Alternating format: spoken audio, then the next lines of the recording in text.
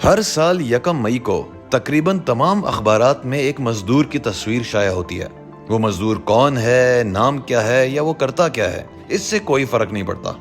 مزدوروں کے عالمی دن پر چھٹی ضرور ہوتی ہے، لیکن انہیں نہیں جن کے نام پر یہ دن ہر سال منایا جاتا ہے۔ وہ بیچارے عام دنوں کی طرح ہی محنت کرتے ہیں۔ ویسے بھی پاکستان میں مزدوروں کے حقوق کی حالت انتہائی خستہ ہے۔ یونینز کی عدم موجودگی سے مزدور طبقہ اور بھی قابل رحم بن چکا ہے۔ پاکستان میں سب سے زیادہ متاثرہ وہ محنت کش ہیں جو دہاڑی دار ہیں یا کم از کم اجرت پر کام کرتے ہیں۔ اس کی کئی شکلیں ہیں اور پاکستان میں اسے ٹھیک طور سے سمجھا نہیں جاتا اور اس کے بارے میں غلط اندازے لگائے جاتے ہیں۔ دراصل کم از کم اجرت کی اصطلاح اپنی وضاحت آپ ہے۔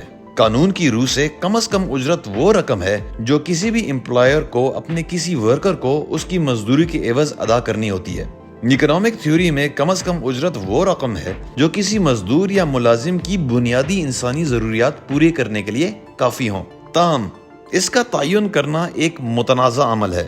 عموماً حکومتیں کم از کم اجرت کا تعین کرنے کے وقت متعدد عوامل کو مد نظر رکھتی ہیں۔ مثلاً کسی علاقے میں کاسٹ آف لیونگ، مہنگائی کی شرح، معیشت کی مجموعی صورتحال وغیرہ۔ حکومتیں کم از کم اجرت مقرر کرنے سے پہلے ماہرین، لیبر یونینز، بزنس گروپس اور دیگر سٹیک ہولڈرز سے مشاورت بھی کرتی ہیں۔ پاکستان میں ترقی یافتہ ممالک کے مقابلے میں کم از کم اجرت کا نظام زیادہ تر ماہانہ بنیادوں پر چلتا ہے۔ یہاں اجرت گھنٹوں نہیں دنوں کے حساب سے طے ہوتی ہے۔ پنجاب میں کم از کم تنخواہ 32,000 جبکہ سندھ، بلوچستان، قیپی اور وفاق میں 25,000 روپے ماہانہ ہے۔ ایک بڑا مسئلہ یہ ہے کہ ماہانہ کم از کم اجرت مختلف علاقوں یا شہروں میں یکساں ہے، لیکن وہاں کے اخراجات میں فرق ہے۔ مثال کے طور پر کراچی میں کاسٹ آف لیونگ جامشورو کے دیہی علاقے سے کہیں زیادہ ہوگی۔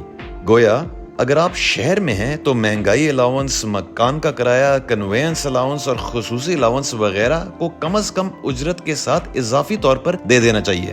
اگر آپ 2 سال پہلے کسی پاکستانی سے پوچھتے تو وہ آپ کو بتاتا کہ 25,000 روپے ایک باوقار زندگی گزارنے کے لیے کافی رقم نہیں۔ 6 افراد کے اوسط گھرانے میں یہ رقم بمشکل خوراک اور رہائش کے اخراجات پوری کرتی ہے۔ اب مہنگائی 35% سے بھی زائد ہے، جس کا مطلب ہے کہ اگر آپ کی آمدن 1 سال پہلے 25,000 تھی تو اب یہ 33,000 سے زیادہ ہونی چاہیے۔ کم از کم اجرتوں میں 10 ماہ قبل اضافہ کیا گیا اور اس کے بعد پاکستان میں مہنگائی میں 30% اور اضافہ ہوا، لیکن پھر بھی یہ تصویر مکمل نہیں۔ توانائی اور خوراک کی قیمتوں میں بھی اضافہ ہوا۔ صرف اپریل میں کھانے پینے کی چیزوں میں 48% سے زائد مہنگائی ہوئی۔ Pakistan institute of labour education and research PILER کے ایگزیکٹو ڈائریکٹر کرامت علی کے مطابق ہر کارکن کو کم از کم 50,000 روپے ماہانہ دیے جائیں تاکہ وہ خوراک، صاف پانی، تعلیم اور صحت کی سہولیات بآسانی حاصل کر سکے۔ اگر آپ سروے کریں کہ کم از کم آمدن کیا ہونی چاہیے تو شاید ہی کوئی 25,000 کو تسلیم کرے۔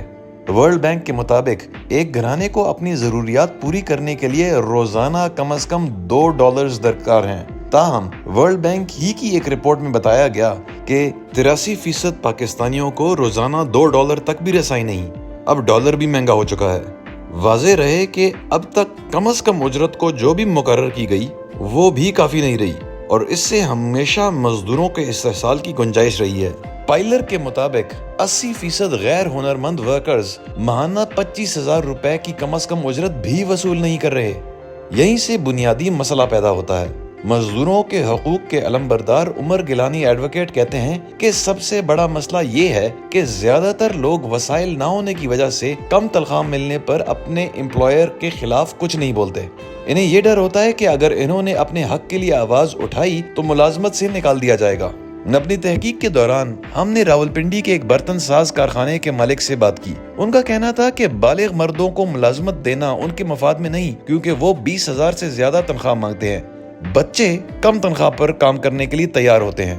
کم تنخواہوں پر بہت سے کارکن قانونی کارروائی کرنے سے قاصر اس لیے ہوتے ہیں کیونکہ ان کے کانٹریکٹ کی میعاد ہی ختم ہونے کے بعد ان کی تجدید ہو ہی نہیں سکتی اور ان کے پاس ملازمت کا ثبوت نہیں ہوتا۔ کم از کم اجرت کے بارے میں بات کرنا اس لیے بھی بے حد ضروری ہے کیونکہ یہ غربت اور عدم مساوات کو ختم کرنے کی جانب کم از کم پہلا قدم ہے۔ یہ صرف پیسے کے بارے میں نہیں بلکہ انسانی وقار اور احترام کے تصورات بھی اس سے جڑے ہوئے ہیں۔ جب کارکنوں کو مناسب اجرت دی جاتی ہے تو وہ اپنی محنت کی قدر اور حوصلہ افزائی محسوس کرتے ہیں اور اس سے مساوات پر مبنی معاشرہ تشکیل دینے کی راہ ہموار ہوتی ہے۔